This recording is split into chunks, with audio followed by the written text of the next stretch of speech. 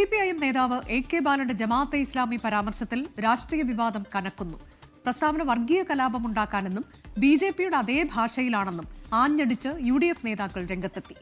UDF അധികാരത്തിലെത്തിയാൽ ജമാഅത്തെ ഇസ്ലാമി ആഭ്യന്തരം കൈകാര്യം ചെയ്യുമെന്നും പല മാറാടുകൾ ആവർത്തിക്കും എന്നുമായിരുന്നു എ.കെ. ബാലൻ ഇന്നലെ പറഞ്ഞത്.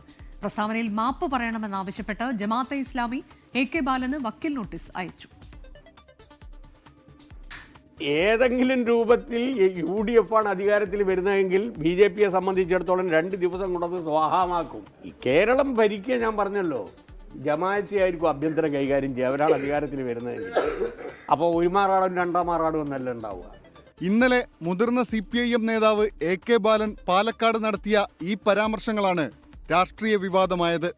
പരാമർശത്തിൽ എ.കെ. ബാലനും CPIMനുമെതിരെ രൂക്ഷ വിമർശനവുമായി പ്രതിപക്ഷം രംഗത്തെത്തി.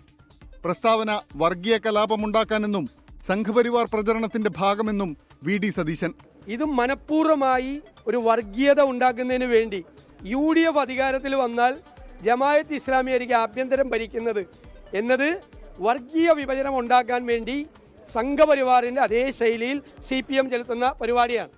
BJPയുടെ അതേ ഭാഷയിലാണ് പരാമർശമെന്നും മുഖ്യമന്ത്രി ഇടപെടണമെന്നും നേതാക്കൾ. CPMന്റെ നേതാവ് എ.കെ. ബാലന്റെ പരാമർശം നാട്ടിൽ വർഗീയമായ ചേരിതിരിവുണ്ടാക്കാൻ വേണ്ടിയാണ്. BJPയുടെയും സംഘപരിവാറിന്റെയും അതേ ഭാഷ എ.കെ. ബാലൻ സംസാരിക്കുന്നത് മുന്നണിയുടെ നയമാണോ എന്ന് വ്യക്തമാക്കേണ്ടിയിരിക്കുന്നു. തനി വർഗീയത വിളമ്പുന്ന പ്രസ്താവന എ.കെ. ബാലനെ കൊണ്ട് പറയിപ്പിച്ചിരിക്കുകയാണ്. ഈ നാട്ടിലെ ജനങ്ങളുടെ ഇടയിലേക്ക് വർഗീയത വിളമ്പുന്ന രീതിയിലേക്ക് അവർ പ്രചരിപ്പിച്ചിരിക്കുന്നത്.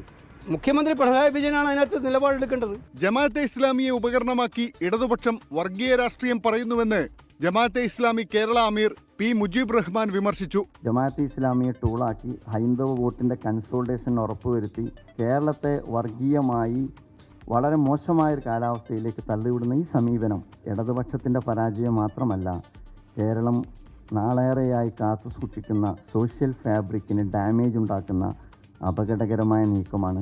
വിവാദ പരാമർശത്തിൽ CPIM നേതൃത്വം ഇതുവരെ പ്രതികരിച്ചിട്ടില്ല. 24 തിരുവനന്തപുരം.